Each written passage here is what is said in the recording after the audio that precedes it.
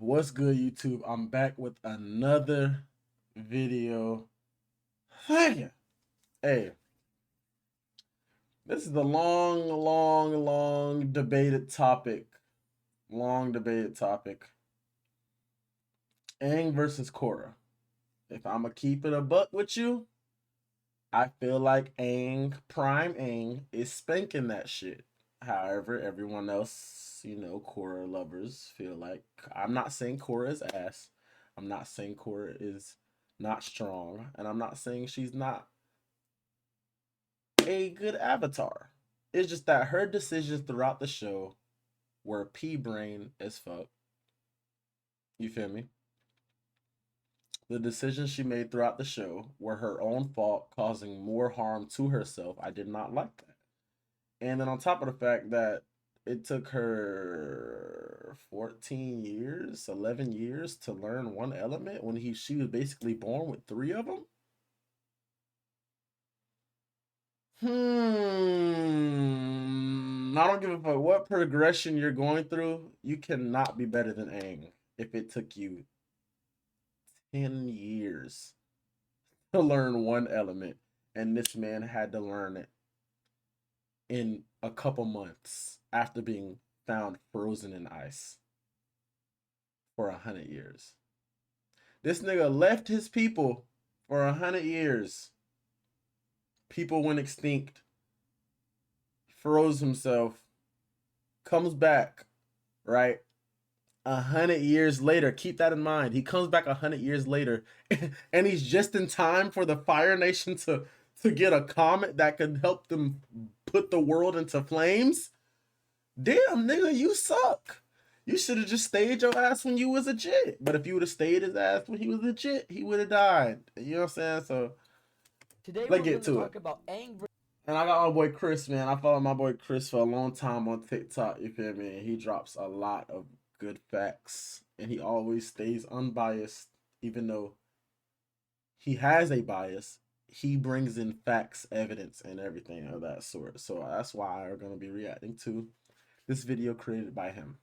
Versus Korra, who's the strongest avatar of all time, and I'm going to break everything down. Now, this is a conversation and debate that's been going on for years. Aang and Korra were some of the greatest prodigies we've ever seen. Korra was able to bend 3 elements at the age of 5. She was barely out of her diapers and she was already bending more elements than any avatar before her. Then she was able to master all 3 by the age of 17, and then she went on to master airbending and the avatar state a year after that. While Aang is the youngest avatar of all time to have mastered the avatar state and then mastered the 4 elements by the time of the comics. I know some people are going to try to refute this, but we do have some evidence behind this as well. An official DVD description talking about the entire show said that Aang mastered the 4 elements by the end of it. Meanwhile, we have TV spots airing during the show also saying the same thing.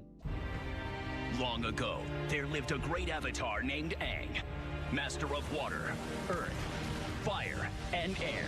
Avatar extras, which are just descriptions about the show as they go on, say that Aang has now mastered the avatar state by the time he energy bends Ozai. And we see by the time of the comics, he's a fully realized master in every sense of the word because he has no longer any teachings that are necessary for him. Narratively, he has mastered them all. He was so much of a prodigy, it's openly stated that he has surpassed every single airbending master by the time he was 10. So by 10 years old, he was already the greatest airbender on the planet. They did say that. Down the route of the avatar state and who's stronger with what element and how they would win, let's talk about who had stronger antagonists and what it means. Right off the bat, Korra has had stronger antagonists than Aang did, but I see a lot of people underestimate the antagonist that Aang had. Ozai in his base form is easily one of the strongest non-avatar, non-bloodbenders of all time, debatably the strongest. Other masters during their duration like Bumi, Toph, Paku, whoever you want to name, are all weaker than Ozai, and it's openly stated. And then narratively, Ozai has surpassed every Fire Lord before him as well. And how Ozai and Iroh are relative towards each other, and it's openly stated by Iroh himself, insinuating that Ozai would actually defeat him. And with Iroh being stronger than every other master in her surrounding, the White Lotus,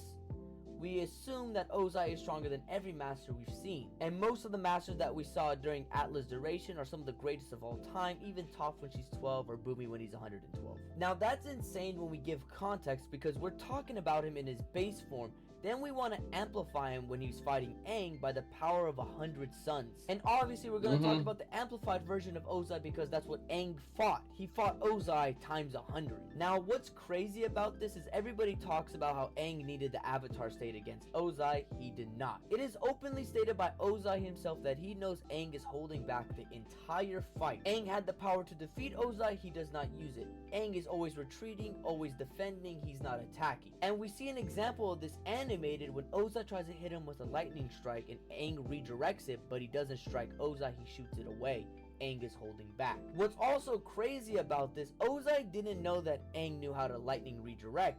But even if Aang did, Ozai said that this lightning bolt was so powerful that even if Zuko tried to redirect it, he would die in the process. So whether Aang knew it or not, he should have died. But Aang was a lot more powerful than he anticipated. What the fuck?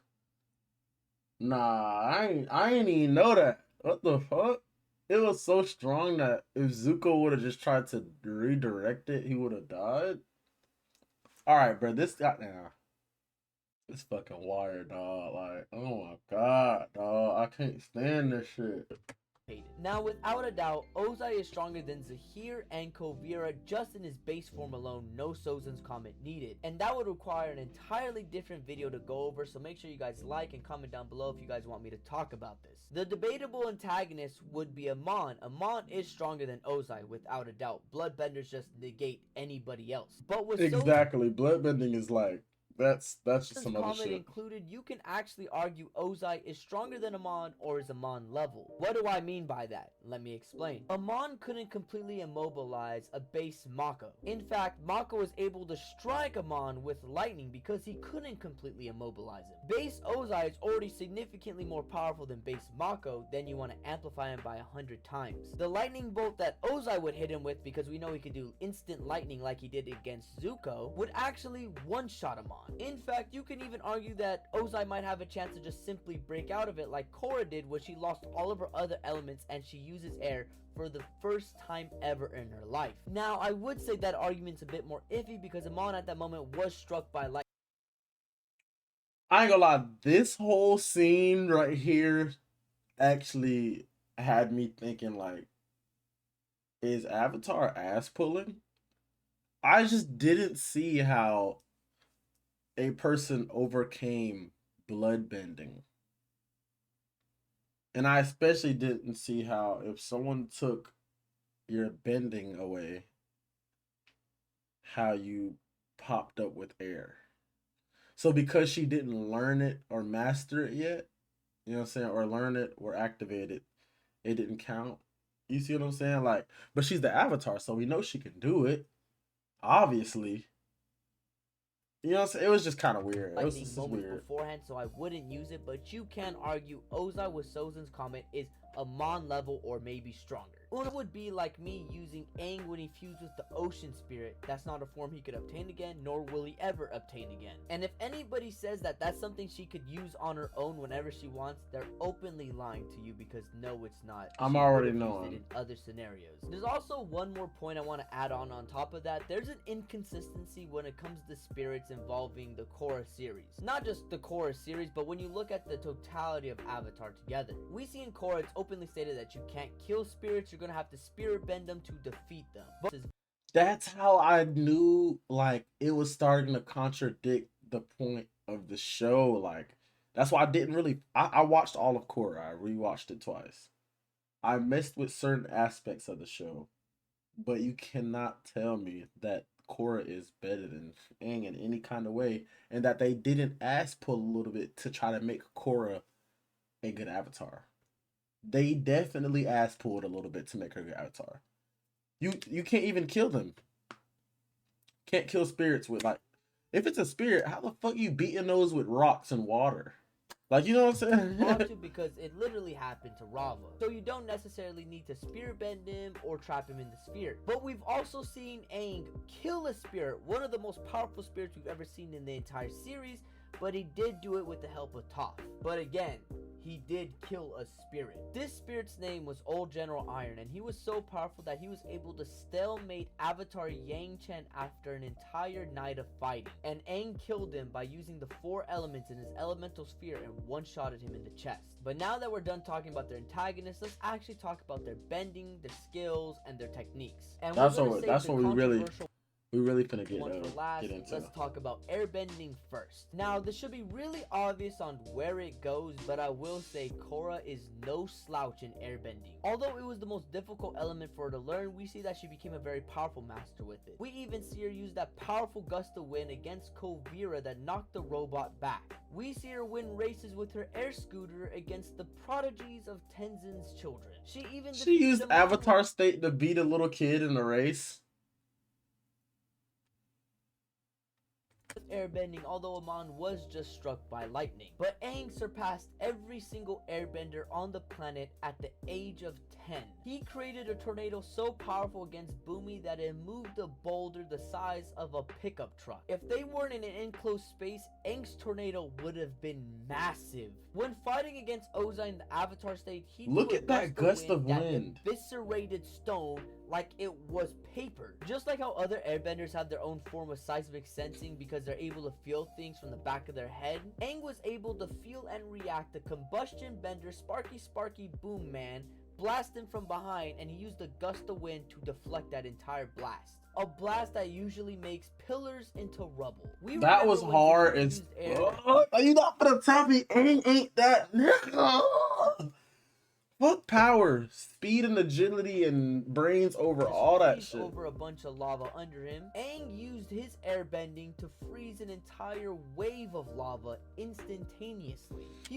That same situation was the death of that other Avatar Roku. He was so skilled in airbending, he didn't just create a new technique to get his airbending tattoos, he also created even more techniques later on in the comics. Now we're on to waterbending, and Aang is a tremendous waterbender, and he learned it very fast, faster than even Katara did. And Katara is debatably the greatest waterbender we've ever seen, effortlessly in the top 3. Aang in the Avatar state was able to use a minuscule amount of water to put out Ozai's flames. Ozai that was amped by 100 suns, and this is the strongest firebender we've ever seen. We saw him control the flow of the ocean and rise the sea level so it could put out all the fires, which is one of the craziest waterbending feats because he's literally raising sea level. He actually did that. What the fuck? I actually completely forgot he did that. And she used it more effectively and better in battle. We saw when she was fighting Kovira's robot, she created a massive wave that froze on its body. Very impressive. Korra constantly uses water tornadoes to propel herself upwards in the air, and she uses that to bend other elements at the same time. Like, I'm gonna lie, she's raw. Korra, the thing I like about Korra is that she was like powerhouse raw. Like, she fought like martial arts, like him. Like, look at these. She got high ground and is shooting at these niggas with fire. Like, she's using water tornado to make high ground and then shooting fire fucking from her fist. That's crazy. Uses the air scooter to bend other elements. This is an element that she uses a lot more frequently, more effectively. She is the stronger waterbender between the two of them. Now we're up with firebending, and I have a very interesting perspective about this. So I'm gonna lie, just because of that water raising shit, I think I'd still give it to Aang, even though he didn't use it. Hear me out to the end. I think Aang is a more skilled firebender, but we just didn't get enough content with him after he learns how to actually firebend. Exactly, because he had to learn that skill so fast, and right after he learned that skill, he had to go fight the Fire Lord. This nigga learned from the dragons, bro. He has to have this accolade in his belt. You know what I'm saying? Like, come on now. He knows what real firebending is. I'm hoping with the newer films, we get to see him firebend more often, so we're actually able to judge its strength. And the reason I say Aang is more skilled is because he learned the true meaning of firebending. He learned from the dragons alongside Zuko, and we know how powerful dragon firebending is by Zuko in the comics. There is an actual massive difference between the two. So he basically understands it on its most basic fundamental level, but at the same time he knows about lightning redirection, a sub-element. Now although he doesn't know how to shoot lightning, knowing how to redirect it is more useful because now he's not vulnerable to these powerful benders. I think Korra beats Ozai every time they fight, but if Ozai gets a shot off with that most powerful lightning shot of all time and she's stuck in a place where she can't dodge it, Ozai now actually has a win con against her, although I don't think he can beat her. That win Nah, con, I ain't gonna lie. Korra's beating Ozai's ass. Just because of the fact that we know Aang could have beat those. Aang is passive. He doesn't want to kill. He doesn't even want to fucking fight. You feel what I'm saying? But Korra, she not gonna show no mercy, so she definitely would have beat Ozai's ass. But that doesn't mean she's stronger than Aang. Her morals are different from Aang. That's the reason.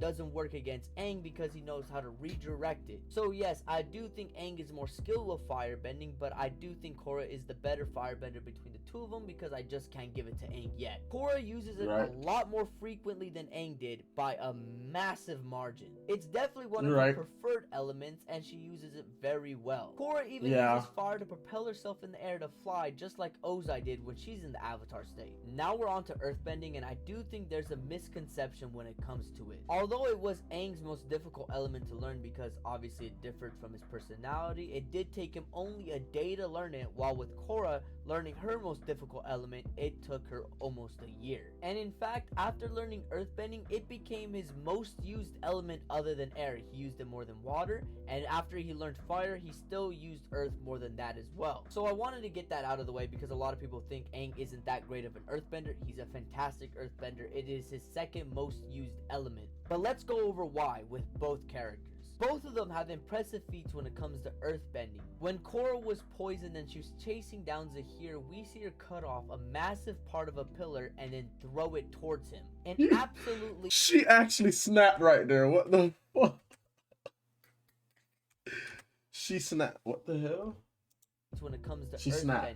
When Korra was poisoned and she was chasing down Zahir, we see her cut off a massive part of a pillar and then throw it towards him. An absolutely insane feat, and mind you, she was poisoned. When we see Aang chasing down Ozai, we see him move 2 pillars instantaneously to cut off his path. Aang's was obviously a lot more impressive. Nah, that right there, bruh. I've rewatched Aang's fight with Ozai so many times just for that Avatar state, bruh. He did so much shit in the Avatar state that was just like insane. Like, bruh, how out of all them pillars and they're flying, he pinpointed 2 in front of this man and went like this.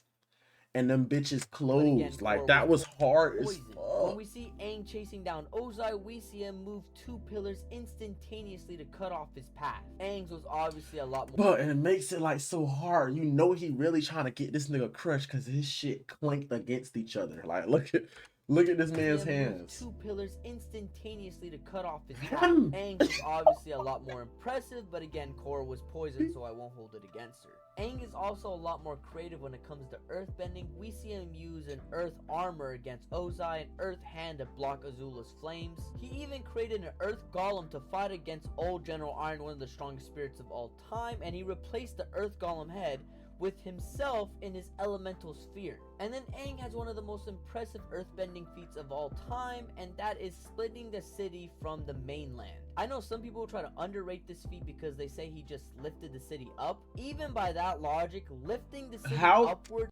See, now that's just Korra dick eating. How, at the end of the day, he lifted a city while keeping it intact. You feel what I'm saying? That means he lifts up the entire block underneath the city. And no cracks go through anything, like nothing.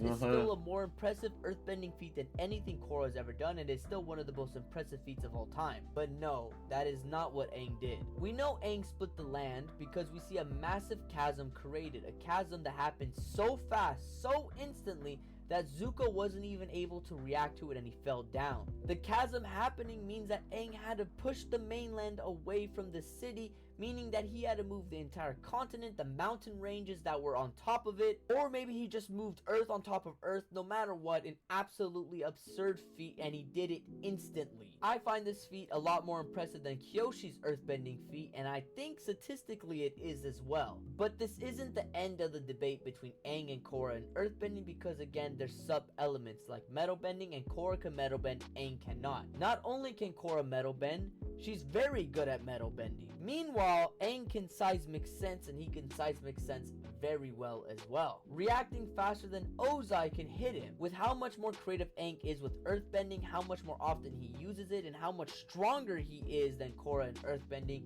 he clears her in that aspect. But Korra being able to metal bend makes the gap a lot closer. It And does, although it make does. the gap I ain't gonna lie, that really does make it closer.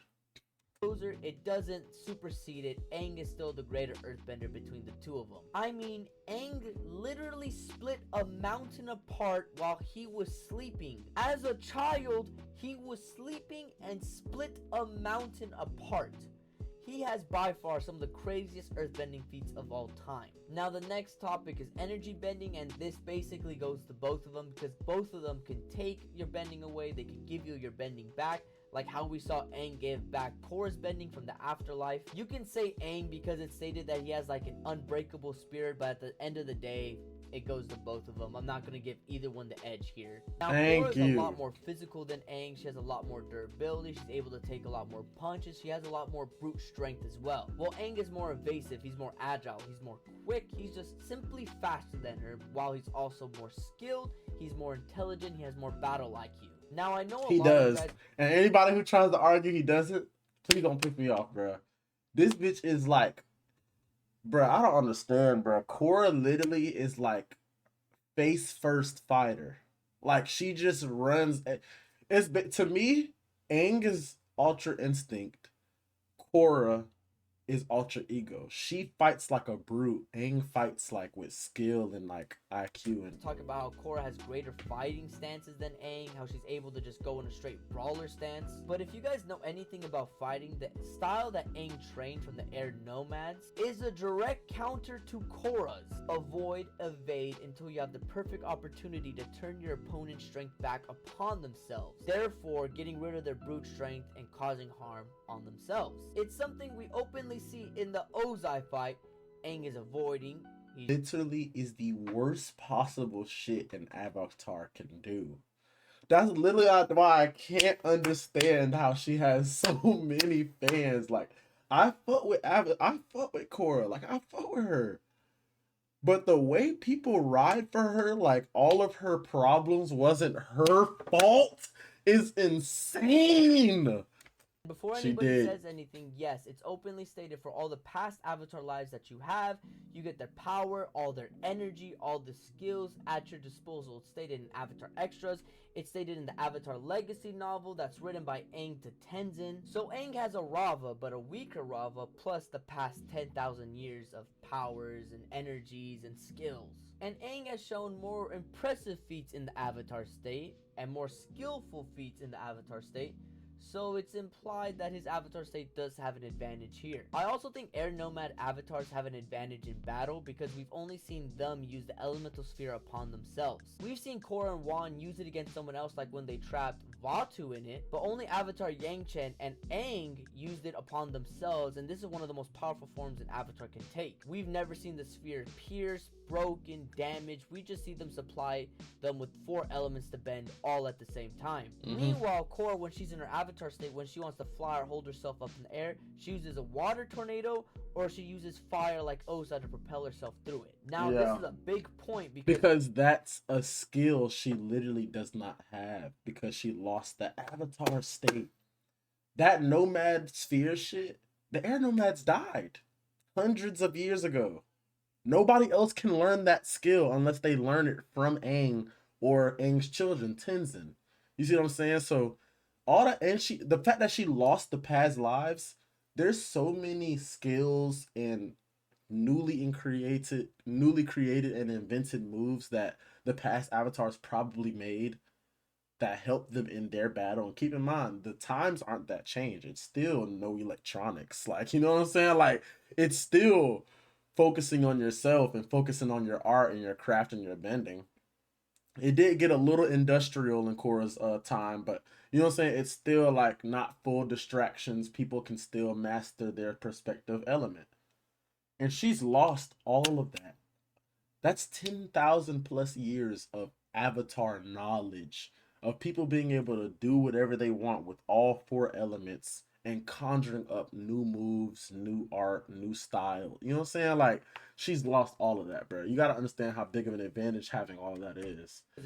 If she actually had that, still, she most likely would win. Prime Rava on top of having all the skills of the avatars. In his elemental sphere, bending all four elements and flying with ease, and Korra is forced to fly through the air using far propulsions, it'll be a lot harder for her to maneuver herself correctly in the air. It'll be a lot harder for her to bend.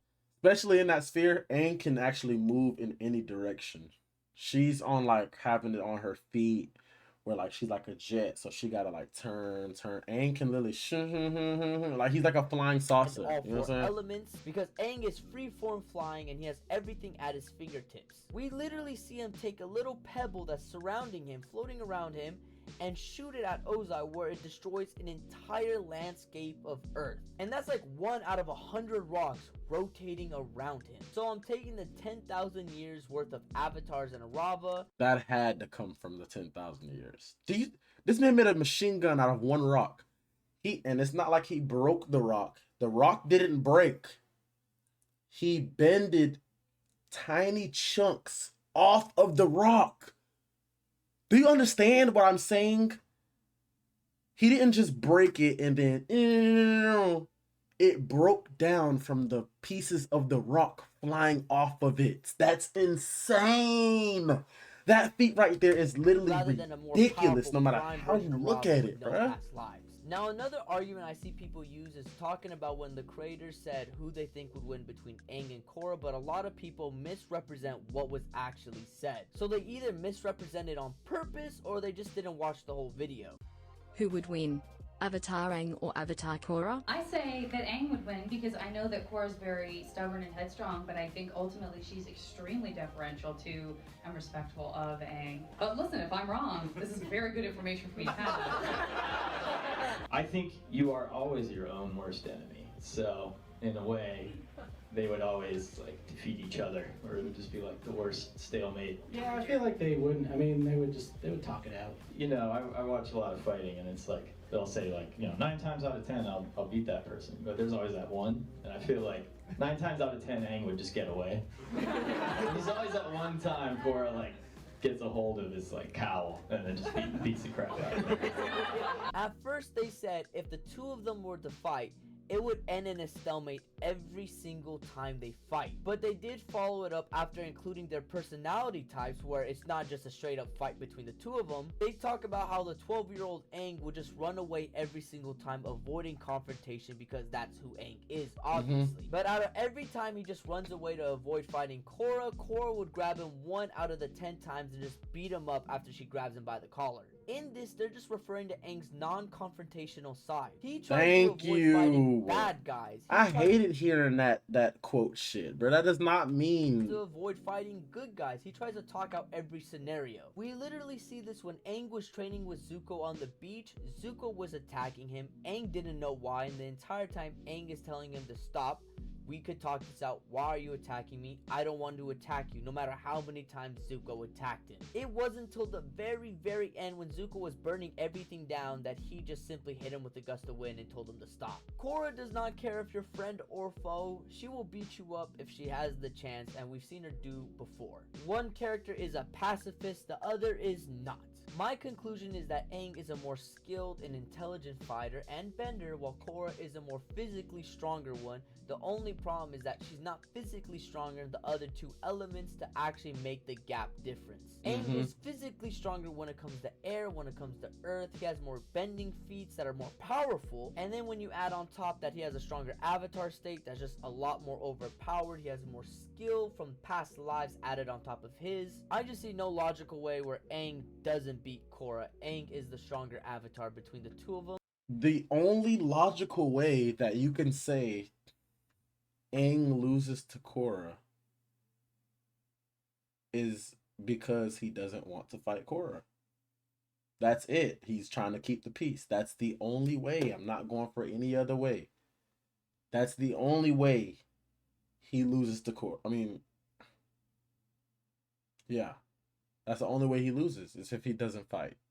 If they're both bloodlusted mad at each other, are you really finna sit here and tell me Aang's not finna give her straight business? I get she's a walking powerhouse, but we all know skill outdoes everything. And I'm very excited to see the Avatar movie come out when they're adults, because we're going to get the real truth on how powerful Aang could truly be when he's not 13 years old. And I hope they don't downplay it though too, because even in Korra, we seen like the bending feats of like the regular people around, and you know what I'm saying. Toph's family, for example, we seen how they were getting attacked by that army or whatever. Toph shows up and demolishes everything with her bending.